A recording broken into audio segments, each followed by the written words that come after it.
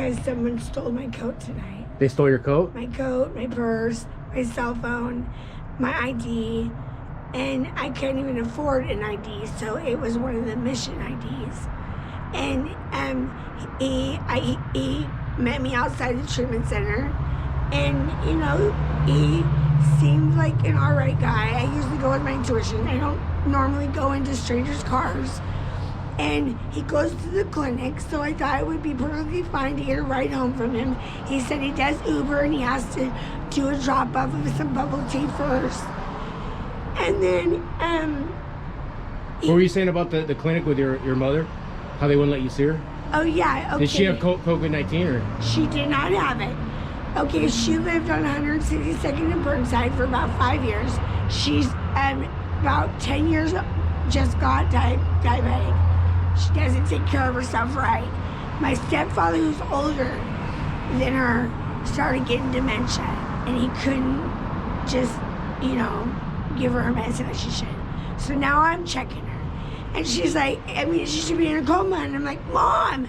She's like, oh, just go get me some fast acting. And I'm like, no, if you don't start taking care of yourself, we're going to put you in somewhere. So we got her into 102nd and Gleason to the Gateway Care Center. Is she homeless too? Or? No. Are you? Yes. How long have you been homeless? Well, like how many years? Over 5 years, because... How is it for you? It's horrible. There's not words. Like, what areas you think it's worse? Like downtown or Gresham? The only place I feel safe is here, because I grew up here. I lived in this neighborhood when I was a kid. I went to school here. I played here. How old are you? 42. So you've been here your whole life? What do you think about it? I love Portland, but I don't like how it's turned out. I'm scared of this virus. I'm scared that they're trying to take out the poor and the homeless. Do you think the authorities are really bad on you guys? Like the police and all that? Yeah. How do they treat you? They call us really bad names. I mean, names that I wouldn't even repeat. And they don't even know me. What's your name? Nina. Nina. Nice to meet you, Nina. And I make these videos and I put them on YouTube. Is that okay? Yes. Because, I'm at my point where I just don't know what to do, or who to talk to about it. Because a lot of people are homeless, they're in drugs, and they're into this. And Do you have any addictions? Yes. What are your addictions? My number one is a heroin addict. How long have you been doing it? Off and on since I was 20. 20. The longest time I've had clean was 3 years. 3 different times. And then I had 3 months. And, but this past 2.5 years, I quit working the street. You were a working girl? I had to. How long were you doing that? A couple years. How was that? I had to pay for my motel. I knew nothing about being homeless. I never slept on the street before. And I felt that, Do you have a setup now, like a tent or somewhere you can go? Yes. Do you go to different places? Like, no. you have one place that you go? Yes. Okay, that's good, that's good. And I sleep around people that I know. And have you ever worked at any, like, fast food places? One time when I was a kid, I worked at Taco Bell. How was that? It was kind of intimidating at first, but it was actually, I felt kind of stupid afterwards because it was pretty easy. But it was really low wage. Did they feed you? Give you food or? A discount. Discount, oh, yeah. Do you have any, like, relatives or family that'll take you in the city? Yes, but I won't do that. There's a lot of shame and guilt, and a lot of my family just don't understand because some of them are drug addicts, and a lot of them are very disappointed in me because they didn't raise me like that.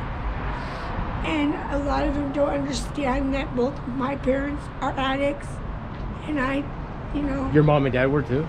Yeah. What were they doing, like heroin? Or- Well, they never did drugs in front of me. They did what? They never did drugs in front of me. Oh, okay. I had a normal upbringing. I played the clarinet when I was in school. I was softball, basketball, swim team. I went to outdoor school. I had chores. I had a bedtime. You know, I woke up Christmas morning and had my presents. You know, Easter, I'd get up in front of my basket. I had a normal upbringing.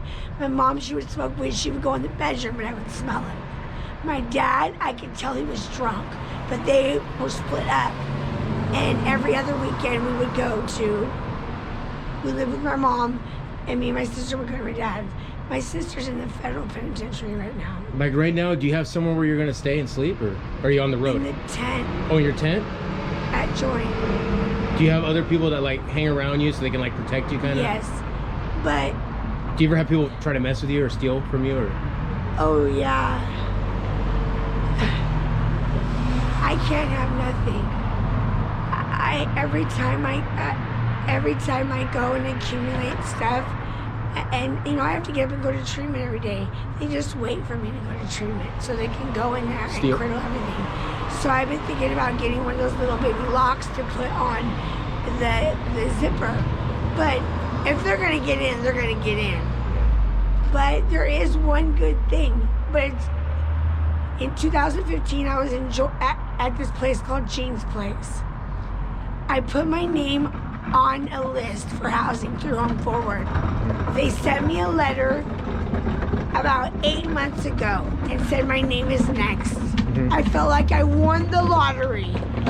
And the address is 100 Northeast 120th. My address growing up is 100 Northeast 117th. It's 2 blocks down the street. And I put in over 30 applications and nobody responded to me but that one. Do you have a tough time getting hired sometime?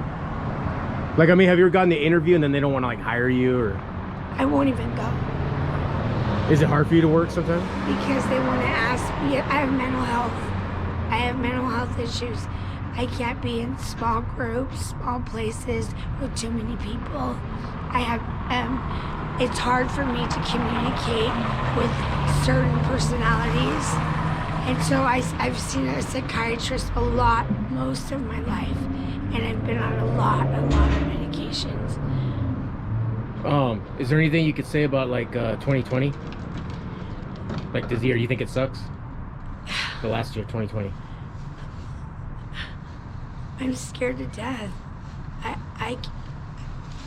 I thought I heard it all, but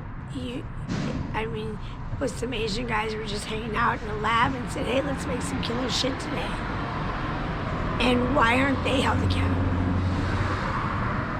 Why go home? Go home with your family. Exactly. How do we survive? Hey, well, thank you so much, and I hope it gets better for you. Yeah. Good luck to you. Thank you for even, caring.